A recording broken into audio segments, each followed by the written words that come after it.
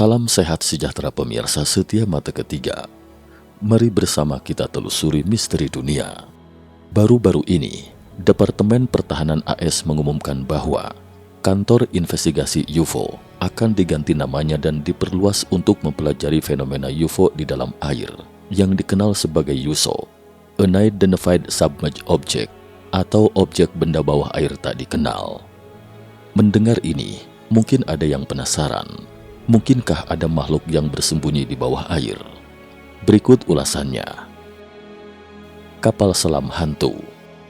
Sejak Perang Dunia II, cerita tentang kapal selam hantu telah beredar di kalangan penganut okultisme.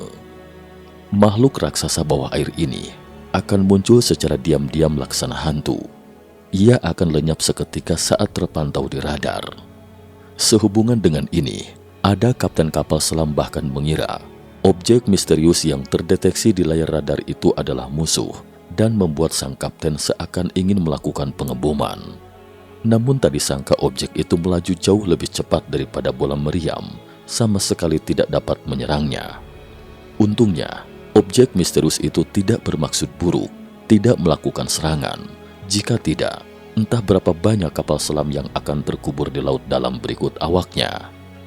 Belakangan, karena fenomena misterius seperti itu selalu terpantau di bawah air, jadi disebut objek atau benda bawah air tak dikenal. Ada yang berpendapat objek misterius itu adalah kendaraan alien, bahkan berpikir ada pangkalan dan benteng mereka di suatu tempat jauh di dalam lautan. Selain itu juga ada yang mengatakan mereka adalah monster air atau makhluk setengah ikan. Sementara lainnya berpikir itu tidak lebih dari bayang-bayang halusinasi seperti Fata Morgana. Singkatnya, semua orang masih skeptis tentang fenomena objek benda bawah air tak dikenal. Hingga Juli 2009, media luar negeri terbesar Rusia, Russia Today, menerbitkan laporan yang mengejutkan bahwa Angkatan Laut Rusia telah mendeklasifikasi beberapa catatan USO, Unidentified Submerged Object, atau objek benda bawah air tak dikenal, dan mereka percaya bahwa secara teknologi USO ini jauh melampaui teknologi buatan manusia. Karena laporan ini, orang-orang pun mulai serius menyikapi fenomena USO. Laporan terkait mengatakan bahwa catatan-catatan tersebut dapat ditelusuri kembali di era Uni Soviet yang dikumpulkan oleh tim khusus yang dipimpin langsung oleh Wakil Laksamana Nikolai Smirnov. Sementara itu, menurut Vladimir Azaza, seorang peneliti UFO Rusia yang terkenal, bahwa catatan tersebut sangat berharga. Karena 50% insiden UFO terkait dengan lautan dan 15% lainnya berhubungan erat dengan danau. Di antaranya adalah peristiwa 6 USO yang banyak beredar di internet. Suatu ketika, sebuah kapal selam nuklir Soviet mendeteksi 6 objek tak dikenal mengikuti mereka dalam sebuah misi di Samudra Pasifik. Objek misterius itu mengikuti mereka dengan ketat sehingga tidak dapat menyingkirkannya. Sang kapten kemudian memerintahkan untuk naik ke permukaan. Tapi ternyata, keenam objek itu juga ikut naik ke permukaan, dan tak disangka, kawanan benda misterius itu bukannya naik perlahan ke permukaan, tapi terbang ke permukaan dan lenyap seketika di angkasa. Sang kapten dan awak kapal selam pun tercengang melihatnya. Baru kali ini mereka melihat kapal bawah air yang bisa terbang. Laksamana muda Yuri Beketov, seorang pensiunan komandan kapal selam, mengatakan sambil mengenang peristiwa yang dialaminya, bahwa ia menemui beberapa insiden UFO saat bertugas di segitiga Bermuda. Terkadang perangkat canggih kapal selam tidak berfungsi secara bersamaan karena sebab yang tidak diketahui. Pada suatu ketika, mereka bertemu USO dengan kecepatan sekitar 230 knot atau 400 km per jam. Hal itu membuatnya seakan tak percaya. Asal tahu saja, kebanyakan kapal selam kurang lebih sama kecepatannya dengan mobil tua vintage. Kapal selam Soviet K-162 yang dikenal sebagai kapal selam tercepat pertama di dunia, yang oleh pihak barat disebut sebagai kelas Papa, juga hanya dapat melaju dengan kecepatan 82 km per jam. Dan karena masalah teknologi, sehingga masalah kebisingan masih sulit dipecahkan. Jadi hanya satu yang dibuat untuk menunjukkan otot, tidak diproduksi massal. Menurut Laksamana Muda Yuri, kecepatan 400 km per jam di bawah air itu jelas melanggar hukum fisika. Hanya ada satu penjelasan. Teknologi makhluk yang membangunnya itu jauh melampaui kecanggihan teknologi manusia bumi. Insiden serupa juga digambarkan lebih lanjut dalam buku Russia's UFO Secret yang diterbitkan tahun 2016. Buku tersebut menyebutkan bahwa pada tahun 1951, sebuah kapal selam Soviet mendeteksi objek bawah air yang sangat besar menuju pantai. Saat itu adalah era Perang Dingin. Kewaspadaan sang kapten relatif peka dan memerintahkan muatan peledak kedalaman dijatuhkan di jalur objek tersebut. Tak disangka, objek bawah laut itu mengabaikannya, terus melaju hingga tiba-tiba berhenti di kedalaman 50 meter dari permukaan air. Kemudian dengan cepat mengubah arahnya dan melesat menjauh, seolah sengaja bermain dengan mereka. Penulis utama buku tersebut, Paul Stonehill, adalah tokoh terkemuka dalam penelitian fenomena UFO Rusia. Ia berasal dari Kyiv, ibu kota Ukraina, terobsesi dengan UFO sejak kecil. Paul kemudian pindah ke Amerika Serikat setelah dewasa, dan selalu mengadakan kontak dengan penggemar UFO di Rusia. Paul kemudian secara bertahap menjalin jaringan besar yang terdiri dari ilmuwan, personel militer, saksi mata dan penyelidik UFO, mendapatkan banyak informasi tangan pertama. Belakangan, Paul mendirikan pusat penelitiannya sendiri dan secara khusus meneliti ratusan khusus UFO Rusia setiap tahun. Dia mengatakan sekitar 60% itu memang benar adanya, didukung oleh saksi dan fakta otentik. Pada tahun 2016, ia mengumpulkan kasus-kasus yang ada dan menyusunnya ke dalam sebuah buku, kemudian menerbitkannya bersama dengan Philip Mantle, seorang peneliti UFO asal Inggris. Buku ini mencantumkan sejumlah besar dokumen rahasia yang diperoleh dari bekas KGB Soviet dan mengungkapkan banyak peristiwa aneh bawah laut yang jarang diketahui dunia. Di antaranya yang paling menarik perhatian adalah penampakan makhluk berwujud katak di Danau Baikal. Danau Baikal yang misterius dan indah ini merupakan danau dengan cadangan air terbesar di dunia, sekaligus merupakan danau terdalam di dunia, dengan kedalaman air rata-rata 758 meter dan kedalaman terdalam lebih dari 1.700 meter. Pada musim panas 1982, dua letnan kolonel membawa tim penyelam off-road Meno untuk pelatihan reguler di Danau Issyk-Kul, Asia Tengah.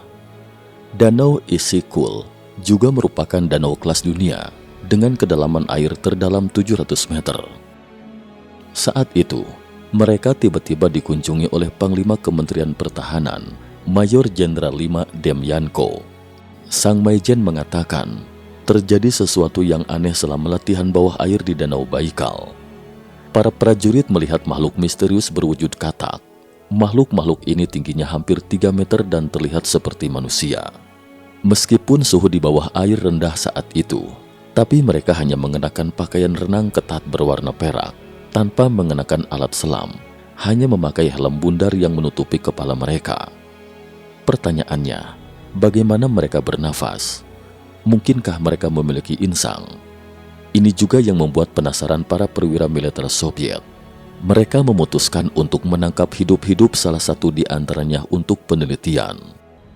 Lalu tim yang terdiri dari 7 penyelam menyelam ke bawah air sambil membawa jaring. Tim penyelam turun ke kedalaman 50 meter dan makhluk yang dinantikan pun muncul. Tim penyelam menyebarkan jaring sambil mengejar kawanan makhluk itu. Namun sebelum mereka bisa menyusulnya, sebuah kekuatan besar tiba-tiba melemparkan mereka kembali ke permukaan. Karena tekanan air di kedalaman 50 meter sangat tinggi, jadi harus secara perlahan saat turun menyelam dan naik ke permukaan agar tubuh bisa beradaptasi. Namun tim penyelam yang tiba-tiba melayang ke permukaan ini tak ubahnya seperti meledakkan balon dalam sekejap, menyebabkan penyelam mengalami gejala dekompresi. 3 penyelam tewas di tempat dan 4 lainnya cacat permanen. Karena itu, Sang Maijen menemui mereka di sana untuk menyampaikan perintah atasan, memberitahu mereka agar menghindari makhluk seperti itu, jangan pernah memprovokasi mereka, jika kebetulan melihatnya di Danau Isyk-Kul dan memperingatkan bahwa itu adalah rahasia negara. Keganjilan di foto NASA. Setelah tersebar kabar itu, orang-orang pun mulai menduga kemungkinan ada pangkalan alien di dasar Danau Baikal. Pernyataan ini memicu perdebatan sengit setelah NASA memposting 2 foto yang ganjil di Danau Baikal pada April 2009. Dalam foto tersebut, 2 lingkaran terlihat jelas dengan ukuran yang sama. Sekilas kedua foto itu tampak terbentuk dari es tipis yang melingkar dengan diameter sekitar 4 km, satunya di pinggir danau dan satu lagi di tengah danau. NASA juga mengatakan bahwa lingkaran itu hilang setelah es mencair karena suhu tinggi di siang hari. Saat membeku kembali pada malam hari karena bersuhu rendah, lingkaran itu muncul kembali, dan itu bukan pertama kalinya mereka muncul. Lingkaran seperti itu pernah terlihat pada tahun 1994 dan 1985. Menurut NASA, mungkin ada arus hangat ke atas di mana lingkaran itu berada, tetapi dari mana arus hangat ini masih berupa teka-teki yang belum terjawab. Pada saat itu, para penggemar UFO pun mulai berkomentar, apakah ada aktivitas piring terbang di bawah lingkaran tersebut yang menyebabkan suhu aliran air naik? Ketika suatu fenomena tidak dapat dijelaskan oleh fenomena alam, maka orang-orang dengan sendirinya akan berusaha mencari penyebabnya dari faktor manusia. Oleh karena itu, penjelasan ini tidak bisa dikatakan mengada-ngada atau terlalu dipaksakan. Tetapi mungkinkah memang demikian? Catatan investigasi NTV Rusia. Pada 2015, saluran TV independen nasional Rusia NTV atau HTB dalam bahasa Rusia mengirim reporternya untuk menyelidiki insiden UFO di Danau Baikal. Hasilnya warga di sekitar danau silih berganti bersaksi mengatakan bahwa penampakan piring terbang adalah fenomena yang umum ditemui di sini. Sementara itu, The Siberian Times, sebuah surat kabar online Rusia berbahasa Inggris, melaporkan penyelidikannya secara rinci. 2 peneliti bersaksi bahwa pada tahun 1977, mereka menggunakan alat selam hingga kedalaman 1.200 meter di danau untuk menyelidiki kedalaman tembusan sinar matahari ke dalam air. Pada saat itu, mereka mematikan lampu sorot. Namun mereka tiba-tiba mendapati diri mereka bermandikan cahaya misterius, seperti diterangi dari atas dan samping oleh 2 lampu sorot yang kuat. Dan hanya dalam tempo 1 menit, lampu pun padam. Mereka jatuh ke dalam kegelapan.